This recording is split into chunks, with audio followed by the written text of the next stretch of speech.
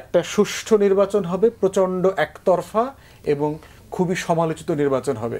এটা শুধু বিএনপিকে ডুবাবে না, দেশকেও ডুবাবে।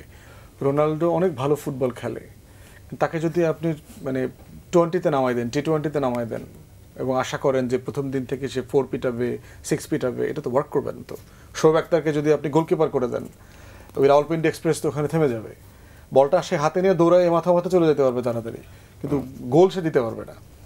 তো প্রফেসর ইউনূস হচ্ছে পারহ্যাপস অথরিটি এক্সারসাইজ করার ব্যাপারে তার প্রচণ্ড দুর্বলতা দেখলাম, যে আপনাকে আমি অথরিটি দিচ্ছি কিন্তু আপনি অথরিটি এক্সারসাইজ করতে পারছেন না। এবং অন্তর্বর্তীকালীন সরকার বাংলাদেশের ইতিহাসে সবচেয়ে বেশি ম্যান্ডেট নিয়ে আসছে। আমার হিস্ট্রিতে তো এই লেভেলের গণ অভ্যুত্থান হয়নি। এবং বাংলাদেশের সব রাজনৈতিক দল তাকে গিয়ে বায়াত নিয়ে আসছে, তাকে বায়াত দিয়ে আসছে যে আমরা আপনার সাথে আছি। এইরকম ঘটনা কখনো ঘটে নাই। তারপরও তিনি আপনার আমাদের আমলাতন্ত্র বলেন, আমাদের সশস্ত্র বাহিনী বলেন, গোয়েন্দা সংস্থা বলেন, কারো উপরে সে নিয়ন্ত্রণ প্রতিষ্ঠা করতে পারছে না। মানে যাদেরকে ধরেন 24 ঘন্টায় ফেলে দেওয়া দরকার ছিল, যারা দিল্লির গোলামি করেছে, এই রাষ্ট্রটাকে বিক্রি করে দিয়েছে প্রতিদিন প্রতি রাতে, তারা এখনও প্রশাসনে আছে, সামরিক বেসামরিক প্রশাসনে আছে। গোয়েন্দা সংস্থাগুলো প্রচুর মিসলিড করতেছে, ইনফরমেশন দিচ্ছে না, যেন সিভিল অ্যাডমিনিস্ট্রেশন মানে প্রচুর সমালোচিত হয়, এবং এগুলো উনি জানেন, ওনাকে বলা হয়েছে।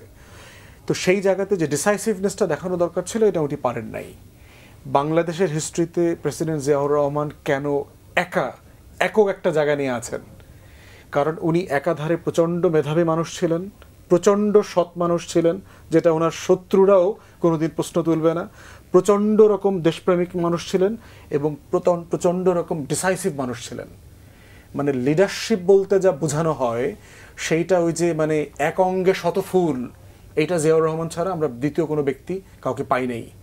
প্রফেসর ইউনূস সাহেবের এই জায়গাটাতে ব্যাপক দুর্বলতা আছে, যে উনি টু সিম্পল, টু হাম্বল, টু ডিগনিফাইড। এখন এইরকম একটা অভদ্র মানুষের দেশ আপনি ভদ্রচিত আচরণ করে চালাইতে পারবেন না, এবং এটা উনি বারবার মানে বুঝতে ব্যর্থ হচ্ছেন।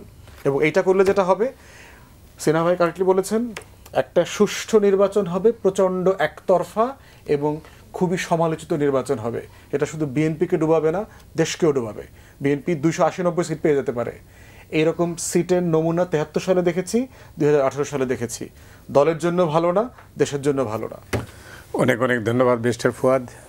ডক্টর সিনহা অনেক ধন্যবাদ। হাতে সময় নেই, শেষ করতে হচ্ছে।